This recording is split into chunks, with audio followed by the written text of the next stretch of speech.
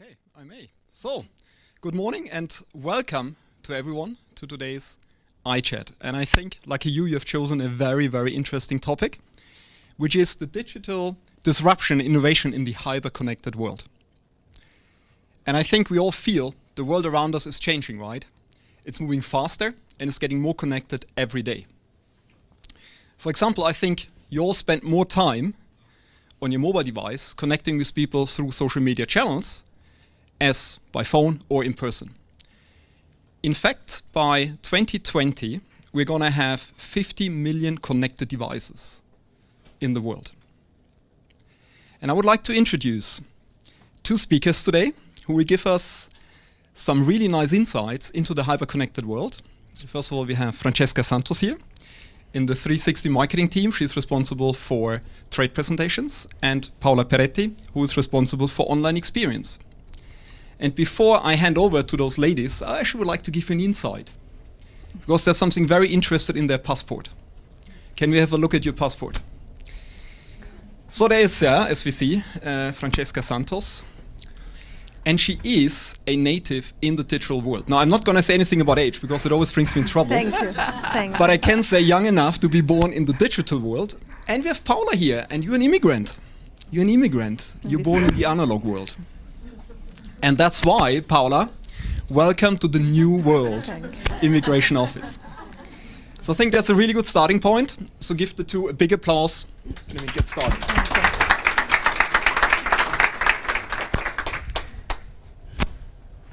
Before I joined Electrolux, I was a researcher doing research about digital and how digital is changing the way we live our life every day and the way we work. Forrester Research, that is probably one of the most important companies that they try to understand what's going on in the market right now around digital, published a study in 2014. And they describe digital as both a challenge and an opportunity. But, wait a second, that's too easy.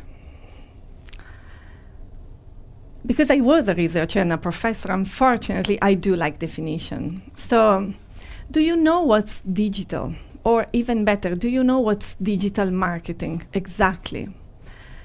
Professor Pearson published the first definition of digital marketing that is still considered the best one and the most important one, and that appeared in the Journal of Interactive Marketing in the United States several years ago.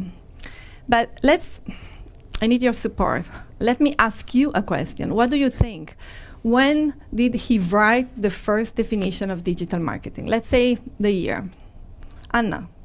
Any guess? Let's guess. I don't know the exact year, but I think that it's longer ago than we... Let's try. Let's try. Give a number, a year. Give us what? Ooh. Maybe too early? That's good. It was in 1998. He said in 1998, because he was a visionary, that digital marketing is about interaction, it is about transactions, and it is about integration, or what we call now 360. How old were you in 1998, Francesca? I don't want to make you feel bad, Paola, but I was 6 years old in 1998. Like, you're killing me. So let's go back to the topic, please, immediately. So, digital, challenge and opportunity. So 16 years later, now, today, who would have thought that my generation, you, and a lot of people here would bring such a challenge in the industries today? I mean, having grown up with companies that basically disrupted their own industries, heavily setting our own expectations, thinking that this is a consumer experience and this is how it's supposed to be. But of course, a challenge comes from opportunity, as Michael Porter said in 1996, Paola. Thank you. That, there's a big opportunity to really transform the consumer experience, our consumer experience, and fully, approach to become a fully digital company. But now, to conclude this introduction, because it's about disruption today, so let's do an exercise together. So please, I want you to stretch your arms like that. Open your hands, move your fingers, put it down, relax your shoulders, and now close your eyes. I'm not cheating. Close your eyes and breathe. Take a long, deep breath. And now open your eyes and see.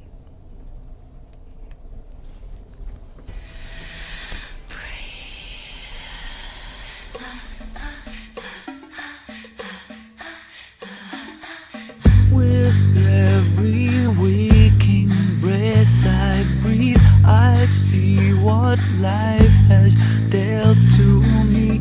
With every sadness I deny, I feel a chance inside me that give me a taste of something new to touch, to hold, to pull me through. Send me a guiding light that shines across this darkened life of mine. Some soul in me, your gift of love to me, life to live for me. Why do I stand up here? Anybody? Feel taller. No. Thank you for playing, Mr. Dalton. I stand upon my desk to remind myself that we must constantly look at things in a different way.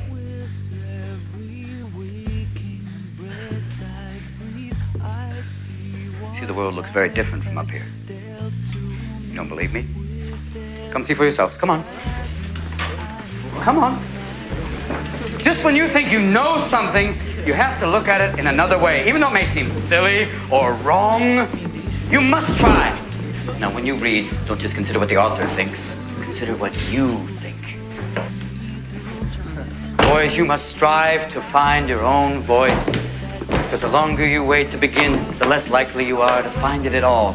Thoreau said most men lead lives of quiet desperation. Don't be resigned to that. Break out.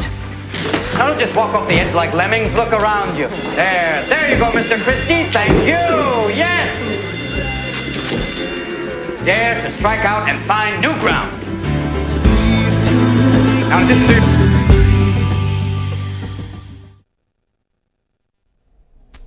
This is an important message for us today. In order to be disruptive in the hyper-connected world, we have to think bold, we have to think far, and we have to ask ourselves one key question: what is really important? Even, we show it in the video, even when you look at a simple thing like a number, before you judge, ask yourself, what is really important in this world? Before you say, is it big or small? Is it a success or not? Is it relevant? Yes, no. It depends on how you look at things. So try to use a different perspective. Digital, for example. Pearson, in the same paper, when he defined digital marketing, he said something very important. He said digital, the first things we have to remember, it's not about technology. It's about consumer behaviors. It's about us. And to conclude the introduction, the first key message that we want to partake in this talk is that, as Professor Keaton said, as silly as it may sound, to really look at things in a different way.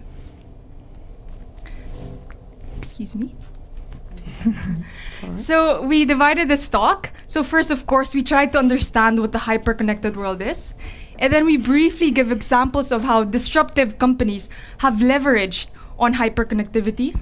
And then next, how we, Electrolux, could deal with the disruption. And then last, we have a guest speaker, one of the top digital gurus in the world, who will give a short, message to everyone here. But we try to keep it simple. As a night chat, we have in the next 15 minutes, of course, we want to understand, but we want to make sure that you go home today and you have it clear. So the 3 questions we will try to answer, talking about digital disruption in a hyper-connected world, is what it is, and so what for now, and now what, starting from tomorrow. So before we go to the definition of the hyperconnected world, in January 2014, was it, Paula? During the World Economic Forum, the chief business officer compared hyperconnectivity for the 21st century to the steam combustible engine in the 20th century. So really putting hyperconnectivity in that same level of impact as how steam was 100 years ago.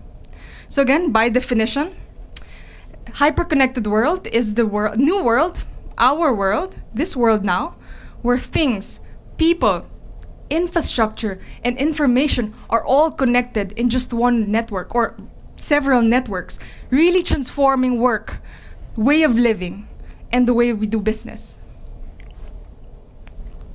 And just to give you an example, we don't think it's a coincidence that the last issue of the Harvard Business Review is about the Internet of Things.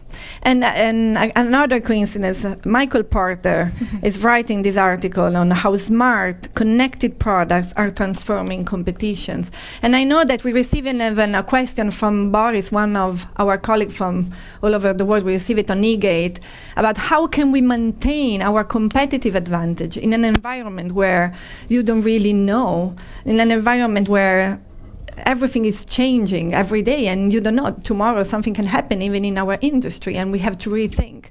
So, but just again, to highlight the direction of this evolution of hyperconnectivity, the Internet of Things, it's already 100 billion devices now. And like Frank said in the introduction, we do surf the web more from mobile than from desktop. It's already 10 times bigger. And now with evolution, we can go to the mega trends. It is expected in 2015, 90% of all content running in the web will be in video. And of course, mobile again, mobile. By 2020, at least one user will have at least 10 connected devices. May it be your phone, your iPad, or your oven in the kitchen. And now looking at the cloud, looking at the data that we produce, a third of the data will now be stored in the cloud by 2020. And now we go to the famous big data. Maybe to just put things in context, so we say here 2.5 exabytes data created daily. So a study in UC Berkeley in 1999, they recorded how much data has been produced. Human interaction data, so audio, emails, written information from year 0 to year 1999. They recorded it to be 12 exabytes. And then now looking in the future, we're now looking at producing 2.5 exabytes per day. And of course, come with this. Security now more than ever is becoming an issue. I think we can all understand this. We're now a lot careful with what data we put online because we're now more aware of how things work. Yeah. So what? What are the implications for Electrolux? Of course, mobile first. What Frank said, what Paula said, mobile is the first interface now of how we look into brands. So putting mobile as an important implication for Electrolux. And again, next, marketing technology. We have PIM. PIM, which is actually more than an IT infrastructure, and a lot about governance about the data that we produce and data that we collect, may it be unstructured or structured. And fortunately for me, I think that I was a lucky person long time ago when in 2006, I joined as a volunteer, as a community manager online, Barack Obama campaign in Chicago. I was living there at the time. And I worked with the digital team for 2 years, working around big data, not even knowing exactly, but dreaming about how we can really build a relationship with consumers thanks to the data. There's more than a data. Again, it's not about the technology. It's really on how we can build a relationship, how we make sure through the different touch points, and the more and more are multiple devices, that we make sure that we do engage with them and we build a relationship that will generate value in the long term. And then, of course, it's about, probably we can say that Professor Soni from Kellogg School of Management in Chicago said that a long time ago. The key factor to succeed in this environment is, of course, we have to be disruptive, but it's about collaboration. We have to increase collaboration within the company first, and then, of course, even co-creation, that is another important implication maybe for us with consumers, and partnership with other industries. It's the key factor to succeed. We have so many examples, like I studied crowdfunding for 2 years, IBM using crowdfunding right now internally with the employees before they launch a project.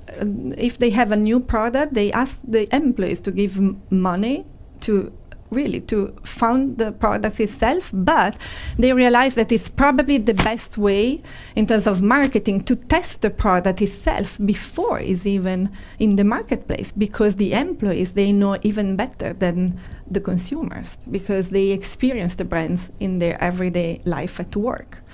So, of course, and then to conclude, of course, the so what, another key implication for us is we don't have to be scared. It's a journey. It's an amazing journey that probably internally now we call digital transformation. And we have to experiment, and we have to not to be afraid to fail from one side, but on the other side, we have to measure everything we do. It's so important to, if we measure, we will control, and we will learn, and then we will evolve in the right direction. And now so we talk about, we have to think bold and far, and on the other side, we define the hyper-connected world and key implications for us as Electrolux. But now I think it's time for me, because you are a digital native, and I'm an immigrant into this world. So I think it would be good, Francesca, if you share with the audience some good examples on how digital disruptors right now are changing the world outside there. Okay, so I think we start with one of the easiest things that pop into our heads when we think of digital disruptors. Airbnb. Essentially disrupting the whole hotel industry, and as well as how we travelers experience. Now easily, I can go online within a minute, I can find a vacation rental, whether it be in Milan, the United States, or back in the Philippines. And before, Paula, could you do that before? No. And again, going back to crowdfunding, funding your ideas to open a store, funding a travel, anything is now possible. I mean, Paula can easily fund an idea of mine through Kickstarter, Indiegogo, or there's this another site in Saudi founded Arabia. by me in Sweden, Zoomal in the Emirates, Seamade in the Netherlands, Zoompa in Italy. There are crowdfunding platforms are growing worldwide and really transforming how do we approach the market. So it's what we call marketing 3.0. And now if you also look at how industries are easily merged when we look at tech and fashion and health. An example is the collaboration of Opening Ceremony and Intel when they worked to launch this fashionable watch which could monitor your health in your wrist. Looks pretty. And now mobile self-checkout. Probably some of you have seen it maybe, or have been in the flagship store in H&M in New York City. But Paula, right, you've been there. You share your experience. And probably, if you are marketeers or if you are passionate about your work, it happens like me that I was in H&M trying a T-shirt with my daughter recently in New York, and then I was into the fitting room. And then I saw a sign, and it was like, you can, if you like what you're trying, buy it now. And it was really, and I did it in 2 seconds. And if you have kids, you know the experience. Sometimes you're in a fitting room, you just want to leave the store exactly in 2 seconds. Long lines. And it was such a good thing, simple, easy, and cool. Disruptive. Absolutely disruptive. And who here has heard of Shopify? Ah, good. Yeah, of course. Come on, Joanna. Yeah, of course. So actually just last week, now you can open a store, manage your store through your phone, an application on your phone, made possible by Facebook. It's called social commerce. Yes, social commerce. So again, disruption is here. Yeah. It's not coming, it's here. So where do we sit as Electrolux? Because the park yacht sitting on this side is absolutely unfortunate. It was strong of the status, of the positioning, and luxury hotel chain. Now it's definitely competing every day with Airbnb, that is considered cool as the park yacht. Or, for example, Best Buy. Best Buy is another amazing example. Right now, they have even a board of directors with internship students that are doing the internship in there because they are digital native, and they think it's much better. Sometimes they take better decision than the actual board of directors, and they are moving. The truth is that I think Best Buy. They are moving from being a retailer, a big retailers having just few stores, small downtowns, to being jumping into the service industry. So this is a real transformation. But even Apple, at the end of the day, that you can easily think that they disrupt their industry long time ago. But right now they are competing with digital disruptors coming, for example, from China. In 5 years, this company that was not there before is the third player for smartphone. And I can tell you, I bought it on eBay. It's cheap, and it's absolutely much better in terms for the camera, the pictures, whatever, and capacity itself, and even as an experience, much better than iPhone and Samsung. And this is an amazing company and another great example. And probably you can help me because how to pronounce the name of this company? I mean, just because I'm from Asia. Yeah, maybe. But actually, I googled it. So of course, let's try. It's not working. Show me. Yuna. Xiaomi. Thank you. Thank you. Say it again. Xiaomi. So go and Google it. And if you want to buy it on eBay, it's amazing. So, and now what? To conclude, that's the key question. Because we have to deal with digital disruptions. And we want to give you a framework that you can use in order to do that. So not just fluffy talking, we consider this as an introduction. Now, what's our plan? First of all, we want to attack. And of course, this is an idea that we can discuss. We want to disrupt the digital disruptors. And then, of course, we think that it's very important. And honestly, this is maybe, the camera is here, maybe it's a message for Keith, our CEO. Why don't we buy a digital disruptor in the market? We know GE, it's okay, fine. But why not? Maybe it's an idea. We can have more digital disruptors within the company itself. And then, of course, this is our... we're learning from Frank on an everyday basis. This is our challenge. We have to adapt. We have to think like disruptors every day. That for us means thinking 360. And we have to collaborate. And to conclude, again. So before actually I go to attack, Paula told me, shared a story to me. She had a dream that Apple, this is real, that Apple launched a washing machine. Perfect white, super sleek, connected to all your devices in the home. I mean, for us consumers, that's the dream. But the for perfect people, white. Yeah, it was no. Trust me, I woke up like, oh my god, is it real now? What do I have to do? But it was cool. The kind of washing machine that you want to have in your family room, not just in your kitchen, because it's cool. Why not? This can happen easily, even tomorrow. Yeah. But I mean, of course, for people in the white goods industry, it could be a bit of a nightmare. Yeah, and so especially when we want to build a brand, we have the new VI for Electrolux, and every day we have to stand out. But of course, we have to make sure every time we say what is important, like we said at the beginning, because to be disruptive, it's easy to say, but how we can translate this into a behavior or a mindset. And so we have to create or communicate something that disruptors cannot copy.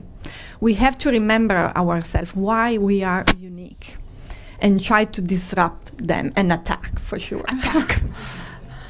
So another example, how Amazon, Netflix, Hulu essentially disrupting the business that HBO created. So what did HBO do? HBO fought back, with a streaming service, their own streaming service, with more videos, TV shows than any of these three can give. So again, next, keep cannibals in the family. Acquire. Like what Paula said, why don't we acquire our own digital disruptor? Yeah, let's buy a company in there. And another example Let's buy is Google. Probably too much, but Electrolux is famous for major acquisitions. so yes, just going Or something, something smaller. Just something smaller. Just something smaller. So a good example is this Allstate purchasing insurance. So Allstate is a very old company in the States. It's founded 1930s, and it's actually one of the largest insurance companies in the world. And then here comes Esurance, I think founded about like 15 years ago. Yep. Directly only essentially an online business, giving insurance only through online and phone. Exactly, on online and phone. But they were able to acquire the 90% of the total US population. So of course, what does Allstate do? Buy Esurance. And now they're number one in the of marketplace. course, super number one in the marketplace. And you see how they grow. And then finally, integration. Like, do you remember the digital marketing definition? Interactions, transactions, and integration. Integration is super important. It sounds basic, but we have the more and more to make sure that we do find all the possible ways to integrate online and offline. And we have also to understand that it's already in there. We have retailers, they are trying more and more to use social in-store. Do you remember Macy's an example? There is Sephora as another example. But on the other side, even from the online perspective, we have to try to give consumers a reason to come back to us and to make sure that we capture every single opportunity through the journey that we have as a framework, and that we really understand how we can engage with them in the different platforms on every single step of this journey. But to conclude, and finally, of course, we have to adapt. So the first, and that's the third key message for you today, we have to think like this, like a disruptor, of course. And so we to answer the third question, so the now what for us in Electrolux, we asked Bob Rupczynski, that is in charge of Vice President of Digital CRM, Big Data, and Consumer Engagement for Kraft Food worldwide. Bob, he's 34 years old. He's considered top 10 digital guru in the States. I had the chance to study. We took our master together in Chicago a long time ago. And one thing was sure at the time. We wanted to inspire people all over the world and try to make sure that digital, it was not considered, again, just as a technology or as a platform or the asset or the device itself, but something else, something cool, something that can easily, again, inspire and move people forward in a good direction. So we asked him, and this is his message for us. Hello, Electrolux marketers. My name is Bob Rupczynski, and I'm the head of Media, Data, and CRM for Kraft Foods Group. Thanks for giving me a moment to talk about omni-channel marketing in a hyper-connected world. I've had the privilege of working on some of the best brands in the world, from Skittles to Five Gum to the entire Kraft Foods portfolio. And I'll tell you, today, my main challenge is culture. When you look at digital disruption and the fact that it is the lifeblood of these brands, I've had to change culture in ways that I didn't envision. I've had to educate. I've had to hold hands. We've had to bring the entire organization from an old school, traditional CPG marketer to where it stands today, which is innovative, it challenges the norms, and it has test and learns in place to see what's possible in the digital space. So the question becomes, Electrolux, how can you be disruptive? And so I'll give you a few things that we've done at Kraft Foods and I've done across the course of my career that have helped me. First, find the few things you really believe in. Find the things that you're willing to put your name on, even if they fail. Second, measure everything that you're doing. Put an indicator, put a KPI against everything that you're putting in a market. That way you know if it's successful or not. Whether it's small, whether it's large, measure everything. And then take chances, push the envelope, be willing to put your name on it, and don't be afraid to fail. Now, good luck, Electrolux. Good luck, guys. Thank you. Thank you.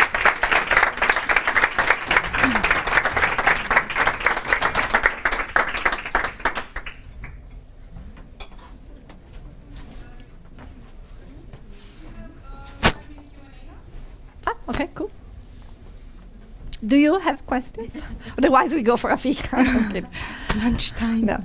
No, for sure, we answered the question. Boris, we know we received an e-gate. I think it was he sent a really smart question because he was scared. Okay, we can jump into this world, and we have to, and this is already, I think, an ongoing experience. But how can we maintain our competitive advantage? This is a good question for Porter, I think.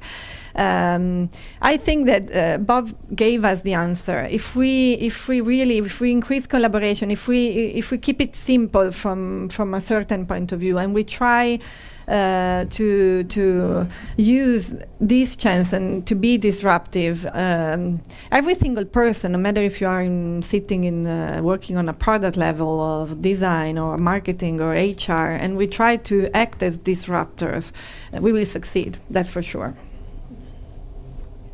Do you have any other questions? Yes, please. So what company should we be buying? That's a good question. Spotify, What for company example. should we be Why buying? not? I have a long list. If the CEO wants to call me, I'm here. Spotify for sure. Shopify. It's not Spotify, it's another one. I'm confused. But why not? Because even Spotify, you can easily integrate in the oven and have music and playlist. Why not? Why not? Because, for example, I need music when I cook. Yeah, why not? I think we can do a brainstorming, but there are so many. I had the chance it's a suggestion, or go online and check. From my side, you have the TED Talks, the famous TED Talks, but you have also TechCrunch. TechCrunch is different, but it's similar. They invited me for 2 years in the States in the big event where it's an amazing experience. You have startuppers that they go there and they look for business angels or. But the truth is that they go there to do marketing for themselves, for their startup, and it was unbelievable. There are a bunch of small companies, not even that small, almost everywhere in the world because it's global, that can definitely have a good impact on us. So the list is long, but it's more, again, just an opportunity. Do you have other questions? So thank you, Thank really. you. Thank you again. Thank you.